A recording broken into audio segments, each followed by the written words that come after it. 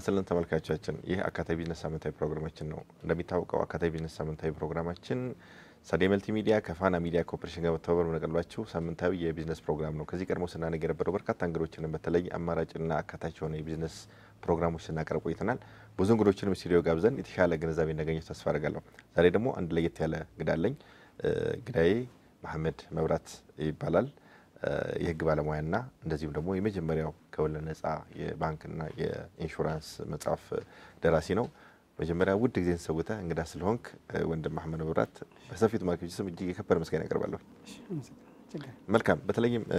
በተለያዩ ሚዲያዎችም ከቀደሙ ከ3-4 በፊት ተገናኝተናልና እንደው እንዳጠቃላይ በተለይ ለተመልካቾቻችን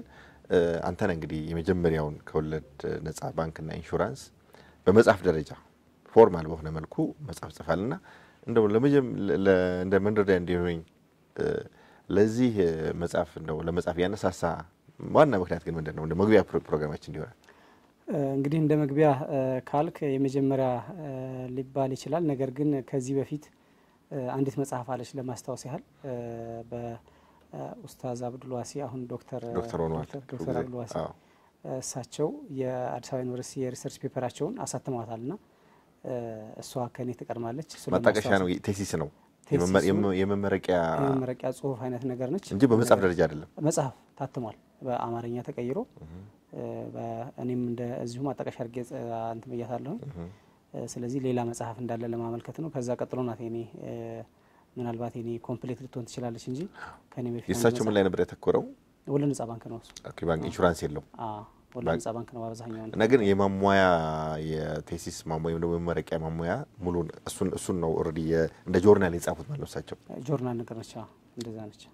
መልካም። በተለይ እስቲ እንደው የመጽሐፍን በተወሰነ መልኩ ዳሳ እናደርጋለንና በዋነኝነት በተለይ የጻፍክበት ዓላማ ግን ምንድነው? ይሄ እንደው ከመንሱን አነሳስተ ይሄ መጽሐፍ ለመጻፍ ያነሳሳኝ እንግዲህ ያው ሁላችንም አሁን ጊዜ ተቀይሮ የወለድ ነፃ ባንኮች ተቋቁመዋል እንጂ ከዛ በፊት ሙስሊሙ ማህበረሰብ በጣም ከፍተኛ የሆነ ከወለድ ነፃ ኢኮኖሚ እንዲቋቋምለት ከፍተኛ የሆነ ጥያቄዎች ነበሩ፣ ጥረቶች ነበሩ እና ሁላችንም የየራሳችንን ሮል ማሳረፍ ነበረብን። ታስባለህ ምን ማለት ነው የወለድ ነፃ ባንክ? እንዴት ነው ሊሰሩ የሚችለው? ወለድ ነፃ ፋይናንስ ከወለድ ነፃ ኢኮኖሚ ስርዓት ምንድነው ብለ ሁላችንም እናስባለንና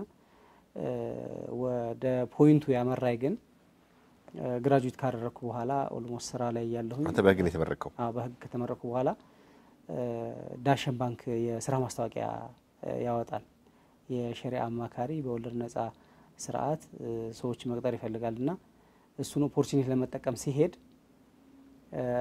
ኢንተርቪው አለፍኩና ኢንተርቪው ላይ ስጠየቅ ኦልሞስት ስለ ወለድ ነፃ ነው እየጠየቁኝ ያለውና ኡስታዝ ሙስጠፋ እና ሌላ መሐመድ ሐሰን መሐመድ ሐሰን ነበሩ። እነሱ ኢንተርቪው ሲያደርጉኝ ስርዓቱ እንዲኖር እየፈለክ ነገር ግን ራስ አንተ ላይ ምንም የለም። ሰርፕራይዝ ነው ሆንኩ ማለት እንዲሆን እንፈልጋለን ግን ስርዓቱን አላጠና ነው። ይሄ ወለድ ነፃ ስርዓት አንድ ራሱን የቻለ ኢኮኖሚ ስርዓት ነው። ምንም የለንም ግን እንዲኖር ትፈልጋለህ ግን አንተ ደግሞ ለዛ ዝግጁ አልነበርነውና ኢንተርቪው ሲደረግ ኦልሞስት መማር እንዳለብኝ በዛች ኢንተርቪው ወደክ ነው። ኢንተርቪውን ማለፍ አልቻልኩም። ኖርማሊ እሱም ብቻ ላይሆን ይችላል። ክፍለ ሀገር ሄደህ ለመስራት ዝግጁ ነው ምናምን ሲሉኝ እኔ ክፍለ ሀገር መጥቼ ስለነበረ ክፍለ ሀገር ሄጄ ለመስራት ዝግጁ አይደለሁም የሚልም ፖይንት ነበረ። ሊቀጥሩኝ ፍላጎት ነበራቸው። ነገር ግን በእንደዚህ ፖይንት ስራውን አልቀጠልኩም። ነገር ግን በዛ ኢንተርቪው ምንድነው ስታርቲንግ ፖይንት የሆነኝ እሱ ኢንተርቪው ነው። ያለብን የክህሎት ክፍተት መሙላት አለብን። እንድኖር እንፈልጋለን ነገር ግን አናቅም ስለዛ ስርዓት። በቃ በማግስቱ ነው አልሁዳ ጆይን አድርጌ በዲስታንስ መማር ጀመርኩ። ዲፕሎማ ተማርኩ። ኤክስኪዩቲቭ ዲፕሎማ መማር ጀመርኩኝ። ስማር በቃ በጣም ደስ ይላልና ኮርሱ ኖቶች መያዝ ጀመርኩኝ። እነዛ ኖቶች ለምን ለህዝቡ አላደርስም በሚል ያን ኖት ቀጥታ ወደ እንትን ቀየርኩት ወደ ጽሁፍ አደራጅ። አንተም በቃ በደንብ ኖሌጁን በደንብ የነበረብህን የኖሌጅ ጋፕ ከሞላ በኋላ እሱ ላይ እውቀቱን ደግሞ በትክክል መጽሐፉን የምታውቀው በመጽሐፍ መልኩ ቀየርከው ማለት ነው። ስለዚህ ቁጭት የፈጠረው መጽሐፍ ነው ማለት ነው። እንደዛ ብሎ መሰለኝ። መልካም። ይሄ መጽሐፍ ከታተመ ምን ያክል ጊዜ ሆነ ማለት ነው? 2012 አካባቢ ነው የታተመው። እንግዲህ አንድ 5 ዓመት አካባቢ 5 ዓመት ላይ ኮቪድ ጊዜ ነው። በዛ አካባቢ ነው የታተመው 2012 ነው መጀመሪያ። መልካም እንደው መጽሐፉን አሁን ስፔሻሊ ማህበረሰቡ ውስጥ ገብቷል ብዬ አስባለሁና በ5 ዓመት ውስጥ የተለያዩ እትሞችም ገብቷልና ገበያ ላይ ወይም ደግሞ በተለይ ልክ ነህ መጀመሪያ የራስን የነበረውን የእውቀት ክፍተት ተምረህ ከበቃ በኋላ ለብዙ ሰዎች ደግሞ በመጽሐፍ መልክ እንደው ላድረስ ብለህ መጽሐፉን አድርሰሃል። መጽሐፉ ወሬ ከታተመ 5 ዓመት ሆኖታል። በዚህ 5 ዓመት ውስጥ ግን እንደው ምን ተገነዘብክ? ያንተ የመጽሐፍ የነበረውን በተወሰነ መልኩ በተለይ ለመማር ለመሄድ ትምህርት ቤት ለመሄድ ቻንሱን ያላገኙ ማህበረሰቦች ደግሞ የወለድ አልባው የፋይናንስ ተቋማት በተለይ ባንኩና ኢንሹራንሱ ላይ ያው ተካፍሉ አሚን የማይክሮ ፋይናንሱም ስላለ አንተ ደግሞ ያተኮርከው ሁለቱ ላይ ነውና እንደው ያንተ መጽሐፍ ምን አስተዋጽኦ አደረገ በዚህ 5 ዓመት ውስጥ ነው እንዳጠቃላይ ምን ትገመግማለህ? ኖርማሊ እኔ መጽሐፍ አሁን እንደ ቲዮሪውን ነው ያስቀመጥኩት። እኔ ፕራክቲካሊ ያለውን ሲቹዌሽን ላይዳስስ ይችላል። በተለይ የመጨረሻው ቻፕተር ምናልባት ፕራክቲሱን ስንጽፍም ባንኮቹ ኦልሞስት መቋቋም ስቴጅ ላይ ዘምዘም ባንክ ተቋቁሟል ተመስርቷል ይመስለኛል። እኔ እንትን ስል እዛ ስቴጅ ላይ የነበረው ይኔ እና ፕራክቲሱን ዛትማች አይዳስም ቲዮሪውን ነው ያስቀመጥኩት። ይሄን መጽሐፍ ሽያጩም ቢሆን ዛትማች አይደለም። አሁን ያው የማህበረሰቡ የማንበብ እንትን ካልቸር የማንበብ ካልቸሩ እንትን አይደለም። ወደ 5000 መጽሐፍ ነው በሁለት ዙር የታተመው። ኦልሞስት ተሽጦ አላለቀም 5000 መጽሐፍ። ነገር ግን ምን አስተዋጽኦ አበርክቷል የሚለውን እንግዲህ ሞሮርለስ በተለይ ቻፕተር 4 ላይ በቃ ወለድ ነጻ ባንኮች ምን አገልግሎት ይሰጣሉ፣ ፕሮዳክቶቻቸው ምንድናቸው የሚለውን ምዕራፍ 4 ላይ በደንብ በዲቴል ነው ያስቀመጥኩትና እሱን ያነበበ ሰው ምናልባት እንግዲህ ይጠቀማሉ። አልፎም ይደወልኛል ከዩኒቨርሲቲ መምህራኖች የሚደውሉ አሉ፣ አገልግሎቱን የሚጠቀሙ የሚደውሉ አሉ። የባንኮቹ የአሰራር ስርዓት እንዴት ነው ይሄ አንተ ያስቀመጥከው ቲዮሪ ጋር አብሮ ይሄዳል ወይ እያሉ ይደውሉኛሉ። ይሄን ያህል ብር አስቀምጬ ይሄን ያህል ሰጡኝ እያሉ ይደውሉ አሉና ምናልባት ጥሩ አንዳንድ ሰዎች ላይ የተወሰነ ተጽዕኖ ፈጥሯል የሚል እይታ ላይ እንግዲህ ባንኮቹ ይጠቀሙበት አይጠቀሙበት አላቅም። በሽያጭ ደረጃ ስናነሳ ምናልባት የሂጅራ ባንክ የምስረታ ጊዜ ከፍተኛው ሽያጭ ተሸጠው የዛ ጊዜ ነው። የመስራች አባላቱ ወይም ጠቅላላ ጉባኤው ላይ ከፍተኛ የሆነ ቁጥር ያለው መጽሐፍ ወደ 30 ምናምን ሺህ ብር በብር የሚተመን ወደ 38 ሺህ ብር አካባቢ ሽያጭ የሸኩት የዛን ያህል ነው። ይህን ያህል በአንድ ጉባኤ ተሸጠ ማለት እንግዲህ ማህበረሰቡ ላይ በተለይ ተደራሽነቱ የባለድርሻዎች ላይ ጥሩ ተደራሽ የሆነ ይመስለኛል። ሌሎች ባንኮች ዘምዘም አንድ ጉባኤ ላይ ዘምዘም ላይ የተወሰኑ መጽሐፎች ተሽጠዋል። ስለዚህ በዚህ መልኩ ተደራሽ ሆነ ይመስለኛል መጽሐፉ። ምናልባት ባንኮቹም እንግዲህ በሮል ሞዴል ነው ወስደው እየተጠቀሙበት ሊሆን ይችላል አይችልም። እሱን እንግዲህ ክሮስ ቼክ አላረኩም ይፈልጋል ነው። ይሄን ይመስላል የሽያጭ ሂደት። መልካም። በተለይ እንግዲህ በልብ ሙሉነት ወይ ነው በመረጃ ለማውራት ያክል አንተ በመጽሐፍ መልክ የዛሬ 5 ዓመት አወጣው ዶክተር አብዱልዋሲ ደግሞ የመመረቂያ ጽሁፋቸውን ጆርናሉን በጽሁፍ መልኩ አወጡት። ከዚህ ባሻገር እንደው ኢትዮጵያዎች ላይ የተሞከረ መጽሐፎች በመጽሐፍ ደረጃ የሚሆን በማጣቀሻ የሚሆን በተወሰነ መልኩ እንደዚህ በጣም በተደራጀ መልኩ መጽሐፎች ግን አሉ ደውና አንተ ባልስከ መረጃ ድረስ ከኔ በኋላ አንድ መጽሐፍ የወለድ ነጻ ባንክ የሚል በትርጉም ደረጃ አይቻለሁ። የውጭ ትርጉም ማለት ነው። የውጭ መጽሐፎች የተተረጎመ ሲሸጥ አይቻለሁ፣ ገዝቻለሁም። ዲቴይል አላየሁትም እንጂ እሱን መጽሐፍ አለኝ። ከኔ በኋላ የታተመ እሱን አውቃለሁ። ከዛ ቀጥሎ በቅርብ ኡስታዝ ኤልያስ ሼልያስ አህመድ ስለ ወለድ ዲቴይል የሆነ ጽሁፍ አንድ መጽሐፍ ጽፈዋል። ስለ ወለድ ነው የጻፉት። ስለ ወለድ አስከፊነት ነው። ስለ ወለድ ጠቅላላ ዲቴይሉን አይተው ጽፈዋል። ቅርብ ነው፣ 2 ወር 3 ወር አይሞላው። እነዚህን መጽሐፎች አውቃለሁ። ግን እንደ ማህበረሰብ ምናልባትም ከ50 ሚሊዮን በላይ ለሆነው ማህበረሰብ ባንኮቹ ወደ ስራ ገብተው እንግዲህ ከ20 ምናምን ባንክ በላይ በመስኮትም በበርም አገልግሎት ይሰጡ ነው ያሉት። ሲቀጥል የፉሊ ፍሌጅድ ባንኮች ወደ ስራ ገብተዋል። የማይክሮ ፋይናንስ ተቋማት ወደ ስራ ገብተዋል። ኢንሹራንሶቹ ኦፕሬሽናቸውን በሚፈለገው ደረጃም ባይሆን ኦፕሬሽን ውስጥ አሉ፣ ስራ ውስጥ አሉ። ለዚህ ግን እንደው ለዚህ ማህበረሰብ በተለይ እውቀትን የክሎትን ችግር ከመፍራት አንጻር መጽሐፍ ትልቅ ነገር ነው። ማንም ሰው አንብቦ መረዳት ይችላል። የመረዳት አቅሙ እንዳለ ሆኖ ማለት ነው። መጽሐፉ ግን ትልቅ ሚንስ ነው። እንዲሁ ደግሞ ሰውየው መረዳት ነው። ከዚህ አንጻር ግን እንደው በዚህ ሴክተር ላይ እንደው ያለው ተግዳሮት በተለይ በዋነኝነት ሰዎች ለምንድን ነው የማይጽፉት? የእውቀት ችግር ኖሮብን ነው ፍላጎት ምን ገመገም ካንተ መጽሐፍ ጋር በተገናኘ ቢዝነስ ስፖንሰሮቻችን ዳሽን ባንክ በእምነት የላባቸውን ፍሬ የሚበሉ ትጉህ እጆች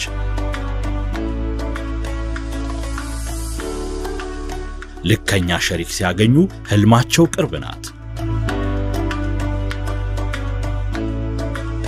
እኛም የጥረታቸውን የእምነታቸውን ትጋት አይተን እነሱን መስለናል ህልሞን በጋራ በእምነቶ መንገድ እውን እናድርገው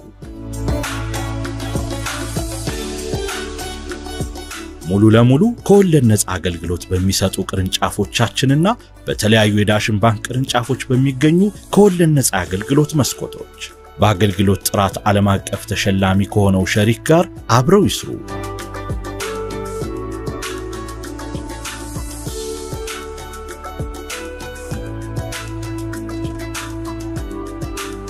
ሸሪክ የዳሽን ባንክ ከወለድ ነፃ የባንክ አገልግሎት የኦፕሬተሮችና መካኒኮች ስልጠናዎችን በመስጠት የሚታወቀው ካሌብ ሰርቪስ ፋርመርስ ሃውስ ኃላፊነቱ የተወሰነ የግል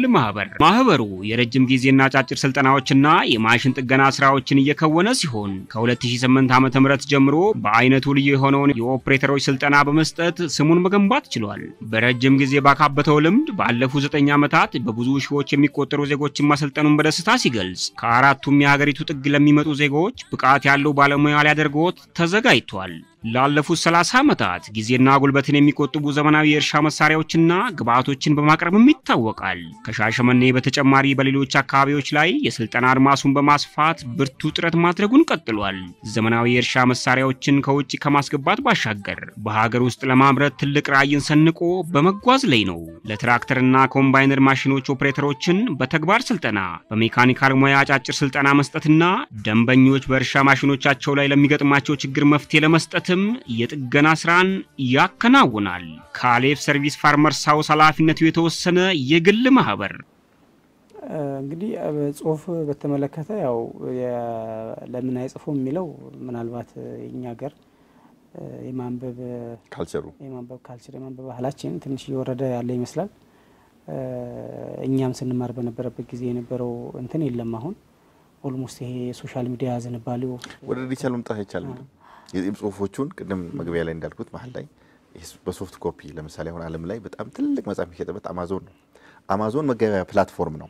እዛ ላይ በቢሊዮኖች ምናልባት በኢትዮጵያ ገንዘብ በቢሊዮን የሚሆን ደረጃ ሰው የፈለገው መጽሐፍ የሚያገኝበታል አንደኛ አክሰሲብል ነው የትም ዓለም ላይ ሆነ ዴሊቨሪ ያደርጋል እስከ ከፈልክ ድረስና ምናልባት እንደው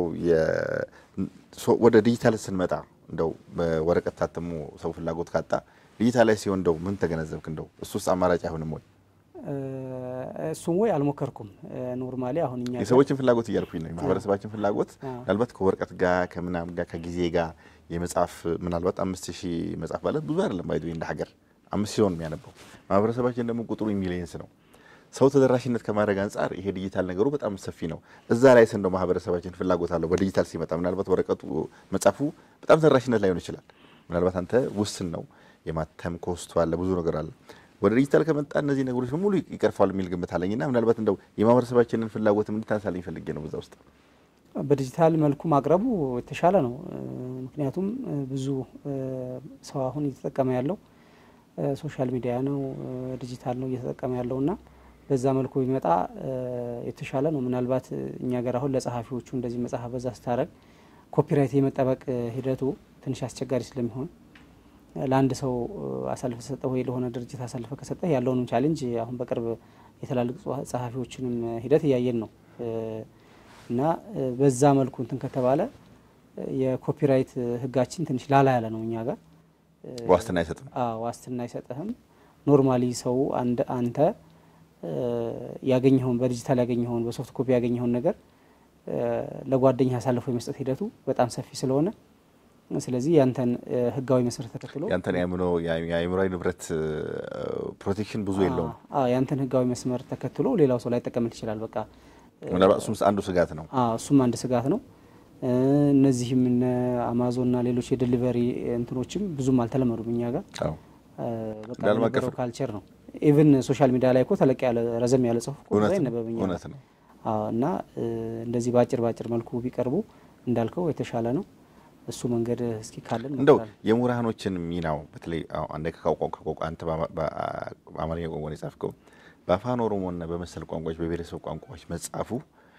ኢንዱስትሪውን ያለመልማል ያበባል የሚል ግምት ያለኝ በራሴ እይታና ምናልባት እንደው የኮፒራይቱ ጉዳይ እንዳለ ሆኖ የመጻፉ ኮሚትድ ሆኖ ወይም ደግሞ በጣም መስዋዕት ከፍሎ መጻፉን ከማዘጋጀትም አንፃር ለኔ ምንት ነው በዚያውን በጣም ከፍተኛ ገንዘብ የሚንቀሳቀስበት ሰዎች ተለያየ ማጣቀሻ ሁለተኛ ከጊዜው ጋር ደግሞ በጣም አፕዴት የሆኑ ነገሮች ኢንፎርሜሽን ማግኘት አለባቸውና ከዚህ አንፃር እንደው የኛ እውቀት ባለቤቶች ጠፍተው አይደለም በፒኤችዲ ደረጃ በመረቂያ ጽሁፍም በተለያዩ ሆሪዞንታሊ ቨርቲካሊ ኖሌጅ አለ ብዬ ገምታለሁና ከዛ አንፃር እንደው የምሁራኖቻችን እዚህ ይሄንን ቢዝነሱን ከማሳደግና የወለድ አልባ አጠቃላይ ማይክሮ ፋይናንሱን ወለድ አልባውን ኢንሹራንስ ተካፉልን ወለድ አልባ ባንክን ከማጠናከር አንፃር የምሁራኖቻችን ሚና ምን ይሆናል ብለህ ትገምታለህ በተለይ ኢንዱስትሪውን ከማበብ አንፃር እንግዲህ ምሁራን በግላቸውም ይሁን ባሉበት ተቋም ይሄንን ዘርፍ በተሻለ ሁኔታ ቢያሳድጉት ጥሩ ነው ላለው አሁን ባለው ሁኔታ ያው አንተም እንደምታውቀው ባንኩ ተመስርቷል ሰዎች እየተቀጠሩ ነው ኢንሹራንስ አለ ብዙ ባለሙያ እየተቀጠረ እየሰራ ነው ነገር ግን ፎርማል ሆነ ምናቀው የትምህርት ተቋም የለም ትክክል እንግዲህ አሁን የምሁራኖቹ ሮል እዚህ ላይ ሊሆን ይገባል ፎርማል ሆነ ከወለድ ነፃ ኢኮኖሚ ስርዓት ባይዘወይ እንደ መግቢያም ላይ ማንሳት ነበረብን ነገር ግን ይሄ የወለድ ነፃ ስርዓት ራሱን ይቻላል አንድ ኢኮኖሚክ ሲስተም ነው ምክንያቱም እናቃለን ያው ካፒታሊዝም ሰርቫይቫል ኦፍ ዘ ፊተስት ነው በቃ ያለው ያሸነፈ ይቀጥል ነው ይሄኛው ትግሉ ከባድ ነው ይሄኛው እንደዚህ አይነት ስርዓት አይቀጥል ፌርነስን ነው የሚያመጣው ሀብታምም መሆን ትችላለህ ሀብታም ስትሆን ግን ደሃውን ጥላህ አይደለም ወይም ሌሎችን ረግጠህ አይደለም ተያይዘህ ነው ይሄኛው ስርዓት እንትን የሚለውና ምንድነው ካንድ ምሁር የሰማሁት ትልቅ ዩኒቨርሲቲ ውስጥ የሚያስተምሩ ስለ ካፒታሊዝም ምሁር ናቸውና ሲያስተምሩ ለምንድነው ወደዚህ ይሄ ወለድ ነፃ ስርዓት ያልገባ ነው ካፒታሊዝሙ እንዲ ዶሚኔት አድርጎ ያለው ለምንድነው ካፒታሊዝም ለምን አልወደቀም ተብለው ሲጠየቁ ካፒታሊዝም it is the best of among the worst ነው ብለው የገለጹበት መንገድ ማለት ነው በቃ worst ነው ግን ከነሱ እሱ ነው መርጠን ያለ ነው ምርጫ ስለሌለ ወረ ሴናሪዮ እሱ ይሻላል እሱ ይሻላል ብለው ነውና ይሄኛው ስርዓት ደግሞ ማየት አልፈለጉም የዓለም አቀፍ ምሁራን ይሄን ስርዓት ማየት አልፈለጉምና አሁን ኖርማሊ አሁን ያለው በዓለም አቀፍ ደረጃ ያለው ዶሚናንስ ከፍተኛ ነው ጥናቶች እንደሚያሳዩት የወለድ ነፃ ስርዓቱ በጣም ዶሚኔት ያደረገ ነው ሁሉን አቀፍ ስለሆነ አካታች ስለሆነ ሁሉን አቀፍ ስለሆነ ሁሉን አካቱ ስለሚሆን ስለየሄደ ስለሆነ ምናልባት እድገቱ እስካሁን የነበረው እድገት ወደፊት የሚያሳየው እድገት በጣም ጥሩ ነው ይሄንን ስርዓት የኛ ሀገር ምሁራን ተቀብለውት ወደ ካሪኩለም ተቀይሮ በተለይ ዩኒቨርሲቲዎች ላይ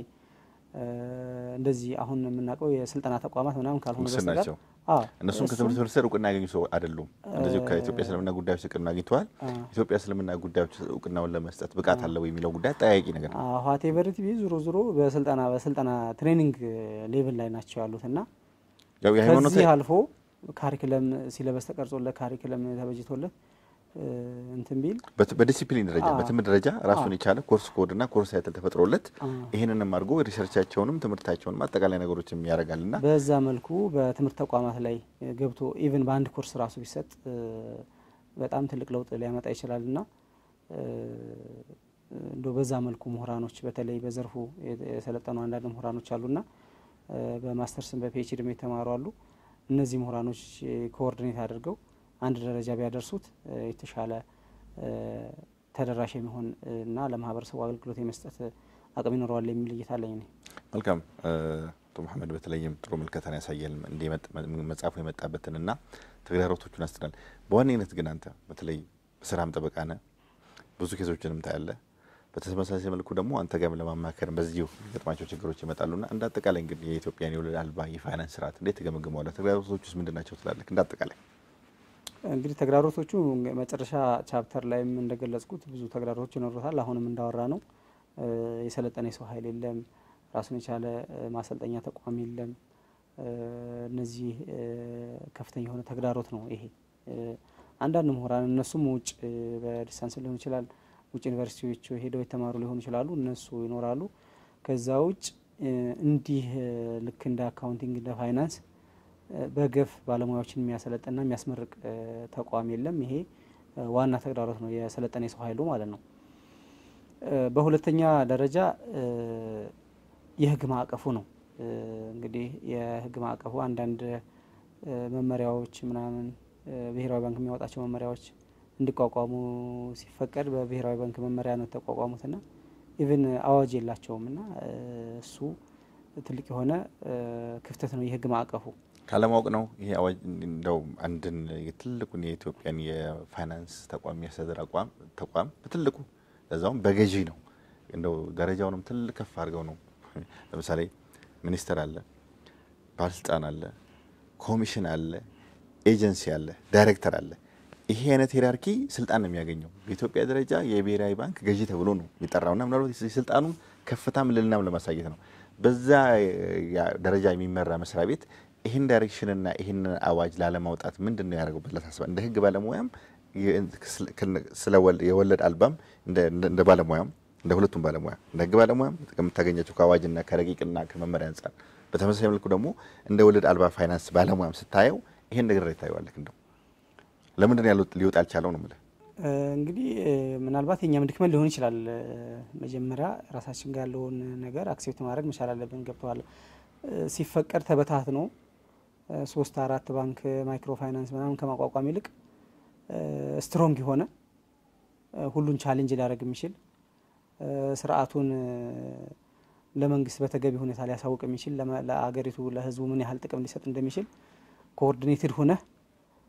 አንድ ሆነ ባንክ ቢቋቋም ነበር መጀመሪያ ጋይድ ሲደረግ የነበረውና ማህበረሰቡን ጋር የነበረው በተለያየ መልኩ ሄደ ተለያየ ባንክ ከምታቋቋም ይልቅ አንድ ባንክ የተፈጠረና መንግስትን ቻሌንጅ ማድረግ በህግ ደረጃ በአዋጅ ደረጃ እንዲዋቀር የአዋጅ ሪኮግኒሽን እንዲኖር መመሪያ ማለት በቃ ራሱ ይሰጣዋል ብሔራዊ ባንክ ፓርላማን ሳይማከር ያን መመሪያ ሊያነሳው የሚችል ነገር ነውና መዋቀር ብቻ ደግሞ ቫልዩ የለውም እሺ በዛ አዋጅ በዛ መመሪያ ተዋቀሩ ወደ ስራ ገቡ what about the product ፕሮዳክቱ ምንድነው ያቀረቡት ያለው ፕሮዳክት አሁን እኮ በጣም እኮ ነው የምታዝነው አሁን ባለው ነባራዊ ሁኔታ የሚቀርብልህ ፕሮዳክት ሙራባህ ብቻ ነው ይቀርባል ያለው ምናልባት ለምን ግን ዘምዘም አንዴ የሆነ ማናጀር ዲሚኒሽንግ ሙሻራካ እንደጀመሩ ሰምቻለሁ ከዛው ይቀነሰ ነው ሙሻራካ ይቀነሰ የሚሄድ ሙሻራካ የሚባለው ቤስት ፕሮዳክት ነው ግን እሱም በአገልግሎት ደረጃ ነው ገና ጅማሮ ነው ቤስት ፕሮዳክት ነው ባይ ዘ ዌይ ዲሚኒሽንግ ሙሻራካ ከሙራባህ በተሻለ ቤስት ፕሮዳክት የሚባል ነውና እንደው የተወሰነ መልኩ እናውራበስ እንደው ስለ ፕሮዳክቱ የተወሰነ መልኩ ዲሚኒሽንግ ሙሻራካ ማለት እንግዲህ አንድ ፕሮፐርቲ ይኖራል በጋራ ፕሮሰስ ታደርገዋል ባንኩና ከስተመሩ ፕሮሰስ ያደርጉታል ቤትም ሊሆን ይችላል መኪናም ሊሆን ይችላል ፋብሪካም ሊሆን ይችላል በጋራ ፕሮሰስ ያደርጉትና ግራጁዋሊ እየከፈለ ይሄዳል እንት ነው ከስተመሩ ነገር ግን መጀመሪያ ፕሮሰስ ያደርጉት 20% ከስተመሩ ካለው ባንኩ 80% ከሆነ ያ ፕሮፐርቲ ያ ንብረት ከሚያፈራው ከሚያስገኘው ጥቅም 80% ባንኩ ይወስዳል 20%ን ክፍላቸው እንደ ስምምነታቸው ነው 20%ን ከስተመሩ ይወስዳል ጀስት ኦውነርሺፓቸው የከስተመሩ እየጨመረ ሲመጣ ጥቅሙም እንደዛው ሽፍት እያደረገ ይመጣል ይቻላል ክፍተት አለው ቦታ አለው 40% ኦውነርሺፕ ሲኖረው ከስተመሩ ጥቅሙም በዛው ልክ 40% የሚያስገኘው ገቢ ፋብሪካም ከሆነ ቤትም ተከራይቶ ከሆነ የኪራይ 40% ለከስተመሩ ይሄዳል በተለይ ቤት ለማፍራት ለማህበረሰቡ በጣም አሪፍ ፕሮዳክት ነው የቤት ባንክ ኮንሰፕት አይነት ነገር ነው የቤት ባንኮች ኮንሰፕት ነገር ራሱን የቻለ እንትን ነው በዛ መልኩ ልንገልጽ ቤቶችን ማልማት ለምሳሌ ሪስቴቶች የሚሆኑም ቤቶችን የመገንባትና በጋራ የማልማት ጉዳይ ላይ በዛ መልኩ እንትን የሚል ነው አሁን እነዚህ አይነት ፕሮዳክቶች የሉ ምናልባት ዘምዘም ጀምር ያለው የሚል መረጃ ደርሶኛል ፕሮዳክቶቹ እንዳይጀምር ግን ምንድነው ተደረገው የህግ ማዕቀፍ ያስፈልጋቸዋል ፕሮዳክቶቹ እንዲጀመሩ ባንኮቹ ከዚህ በፊት አንተ ጋር በነበረን እንትን ገልጾ ሊሆን ይችላል ፕሮዳክቶቹ በህግ የህግ ማዕቀፍ ሊኖራቸው ይገባል በመመሪያ ተቋቁመህ ሙራባህ ብቻ አገልግሎት እየሰጠህ ብድር የመሰለ ወለድ የመሰለ አገልግሎት እየሰጠህ ለውጥ አታመጣም እነዚህ ዲሚኒሽንግ ስፔሻሊ ሙዳረባ ካልጀመርክ ወለድ ነፃ ባንክ አለ ማለት ያስቸግራል ሙዳረባ ሳትጀምር ወለድ ነፃ ባንክ አለ ማለት ከባድ ምክንያቱም ሙዳረባ ስትጀምር ነው አገልግሎት ሰጠው የምትለው ይሄን ደግሞ አገልግሎት ለመጀመር በህግ መሰረት ባንኮች ኢንቨስትመንት ላይ እንዲሰማሩ የሆነ የእርሻም ስራ ሊሆን ይችላል የሆነ ፋብሪካ ፕሮሰስ እንዲያደርጉ የህግ ማዕቀፍ ያስፈልጋቸዋል ጀስት አክሲዮን በለው አክሲዮን የመሰረቱን በለው ከስተመሮቻቸው ጋር አክሲዮን እንዲመሰርቱ የህግ ማዕቀፍ ወይም የህግ እውቅና ሊኖራቸው ይገባል ይሄ በሌለበት ሁኔታ እነዚህን ፕሮዳክቶች መስጠት አይችሉም ዲሚኒሽንግ ሙሻረካ አንድ ቤት ፕሮሰስ አድርገው ይሄንን ባንኩ እየቀነሰ የሚሄደውን ሙሻረካ ባለቤቱ ጋር ፕሮሰስ አድርገዋል ብሎ ውልና ማስረጃ ሄዶ ከስተመሩ ጋር ሊዋዋል ይገባል ወይም አንድ ትልቅ የሆነ የእርሻ ፕሮጀክትም ሊሆን ይችላል ትልቅ ሪል ስቴቶችንም ሊሆን ይችላሉ ከስተመሮቻቸው ጋር እንዲሰሩ በአክሲዮን በፒኤልሲም ይሁን በአክሲዮን ማህበርም ሊሆን ፕሮሰስ እንዳደርጉ ንብረት የህግ ማዕቀፍ ሊኖራቸው ይገባል ይሄን ሰፖርት የሚያደርግ የህግ ማዕቀፍ ይላቸው ይሄ ማውጣት ያለበት ደግሞ ብሔራዊ ባንክ ነው የባንኮቹ አባትም አዛዥም ስለሆነ ብሔራዊ ባንክ ኖርማሊ እንትን ሊሆን ይችላል በፓርላማ ግን ሊኖር ይገባል ከብሔራዊ ባንክ ላይ በፓርላማ ረቂቁ ግን ወደ ፓርላማ ማምጣት ያለበት ግን ብሔራዊ ባንክ ነው ለምሳሌ ባንኮቹን ኮኦርዲኔት እሱ ብቻ ሊሆን ይችላል እነዚህ ወለድ ነፃ ባንኮቹ ኢንሹራንሶቹ ኮኦርዲኔት አድርገው ፑሽ ማድረግ መቻል አለባቸው ብሔራዊ ባንክን ፓርላማውን አስፈጻሚውን ፑሽ ማድረግ መቻል አለባቸው ይሄ ስርዓት ወይም ይሄ ህግ ማዕቀፍ እንዲመጣላቸው ስለዚህ ይሄ በሌለበት ሁኔታ ይሄን ተግዳሮት ይዘው ስራ እንሰራለን ማለት አሁን ከተቋቋሙ ኦልሞስት 4-5 አመት ልክ ነው ይሄን ያህልም በቅርብ ጊዜ ተቋቋሙ ባንኮች ከዛ በኋላ ከነሱ በኋላ ተቋቋሙ ከፍተኛ ትርፍ እያተረፉ እንደሆነ በሚዲያ እንሰማለንና እነዚህኞቹ ደግሞ ጀስት ሌላ ባንክ በመስኮት የሚሰጠውን አገልግሎት እየሰጠ ትርፋማ ትሆናለህ ማለት አስቸጋሪ ነው የሚሆነውና ይሄንን ለማድረግ ፑሽ ቢያደርጉ የተሻለ ነው ትልቁ ተግዳሮት መንግስትም ብዙ የመንግስት ሰዎችንም ይሄን ፕሮግራም ስለሚያዩት እንደው በተወሰነ መልኩ ራሳቸውንም አይተው የባንኮቹ የሙያ ማህበርም አለ አጠቃላይ ብሔራዊ ባንክም አለ ፓርላማ ኢትዮጵያ መንግስት ችግር ያለበት አይደለም ለማህበረሰቡ ይጠቅም ነው ነገር ካለ የሚሰራ ነውና በዚህ አጋጣሚ እንደው እንዳጠቃላይ ፕሮግራም ወደ መንቋጫል ሄድና በዚህ ኢንዱስትሪ ውስጥ ያያቸው ተግዳሮቶችና የመጣበት በተለይ የመጻፈን ዋናም አላማና እንዴት ተጻፍከውና ምን እንዳየም ነገርናል በአጠቃላይ እንደዚህ እዚህ ኢንዱስትሪ ውስጥ ግን እንደው ለተመልካቾቼ በአካቴ ቢነስም ማሰላለፍ የምፈልገው ማለት ካለ እድል ውስጥ ተው መሐመድ እንግዲህ እስካሁንም እንደተነጋገር ነው ይሄ ዘርፍ አንድ ራሱን የቻለ የኢኮኖሚ ስርዓት ነው ሰሞኑን በፕሮግራም እየሰራሁ ነውና በግሌ አንዳንድ ሰርፕራይዝ የሚሆኑ ሰዎች አሉ እንዴት ነው የሚያተርፉት እነዚህ ባንኮች ወለድ ሳይሰሩ እንዴት ነው የሚያተርፉት የሚለው ለአንዳንድ ሰዎች ለማያውቁ ሰዎች እንቆቅልሽ ነውና አንደኛ መጽሐፉን ቢያነቡት ሁለተኛኛንም ፕሮግራም ቢከታተሉ እንደዚህ አይነት ፕሮግራም አንዳንድ ፍንጭ ይሰጣልና ይሄ ስርዓት ራሱን የቻለ ኢኮኖሚ ስርዓት እስከሆነ ድረስ በተለይ ደሃው ላይ ነው ስራ የሚሰራው ይሄ እንትን አንድ እኔ ስማር የሚያስተምረን እዚህ እንትን ሌክቸር ሊሰጠን መጥቶ ካልሁዳ ውጭ ላይ የገጠመውን ቲዮሪ ነው የሚነግረንና ሰውየው ደሃ ናቸው ወደ ባንክ ሲገቡ አይቷቸው ሆይ ነው ያለው ባንኩን እንዴት ደሃ ከስተመር ታገለግላለህ ያንተ ከስተመር ደሃ ሊሆን አይገባም ወለድ ነፃ ባንክ ባለቤትም ይሁን ተጠቃሚም ይሁን ደሃ ሰው መሆን የለበትም ገብቷል ይሄ የተለመደው የባንክ ስርዓት ከህዝብ ባንክ ብር ሰብስቦ ደሃዎችን ማን ሀብታሞችን ሊያገለግል ነው መያዣ ያላቸው ሰዎችን ሊያገለግል ነው የመጣውና ይሄኛው ስርዓት ደግሞ በዚህ አይደለም ጋይድ የሚደረገው አይዲያ ያላቸውን የፕሮጀክት አይዲያ ያላቸውን የፕሮጀክት ማይንድ ሴትአፕ ያላቸውን የስራ ክህሎት ያላቸውን ሰዎች ሊያገለግል ነው የመጣው ገብቷል አይዳቸውን ለባንኩ አሳውቀው ያንን አይዳውን ፋይናንስ ለማድረግ አይዳውን ፋይናንስ ሊያደርግላቸው ይገባል ስለዚህ ለደሃው ማህበረሰብ የተቋቋመ የኢኮኖሚ ስርዓት ስለሆነ ደሃ ማህበረሰብ ማለት ደግሞ ኦልሞስት 90-80% ልክ ነው ማለት እንችላለን የኛ ሀገር ማህበረሰብ እዚህ በፔርሙሻ የምታዞረዋን ትንሽ ምግብ ቤት እንትን ያለችው እነሱን ሰፖርት ሊያደርግ የሚችል ስርዓት ነው ይሄ ስርዓትና በዛ መልኩ አሬንጅ ተደርጎ ይሄ ሃይማኖታዊ እንትኑን ተወውና የቢዝነስ አይዳውን ስናየው ደሃው ማህበረሰብ ሊያገለግል የመጣ ስርዓት ስለሆነ እንደው በዚህ መልኩ ሸፕ ተደርጎ መንግስትም ሰፖርት አድርጎት ወደ ተሻለ ደረጃ ቢያድግ ለአገሪቱም ትልቅ እድገት ነው የሚሆነው የሚል እይታ ነው ያለኝ ነው መልካም አቶ መሐመድ መብራት የመጽሐፍ ደራሲና እንደውም የህግ ባለሙያ እዚህ ስቱዲዮ ተገኝተህ ለሰጠኸኝ ሰፊ ማብራሪያ በሰፊው ተመልካቾቻችን ስም እጅግ በከበረ መስገን ነገር ባለው ተመልካቾች የሳምንት ፕሮግራም በዚህ ይቋጫል ከፋና ሚዲያ ኮርፖሬሽን የተለያዩ ፕሮግራሞች ጋር መልካም ቆይታ። ሳምንት በተለየ ርዕስ በተለየ እንግዳ እስከምንገናኝ መልካም ሳምንት። ታች ቢዝነስ ስፖንሰሮቻችን ዳሽን ባንክ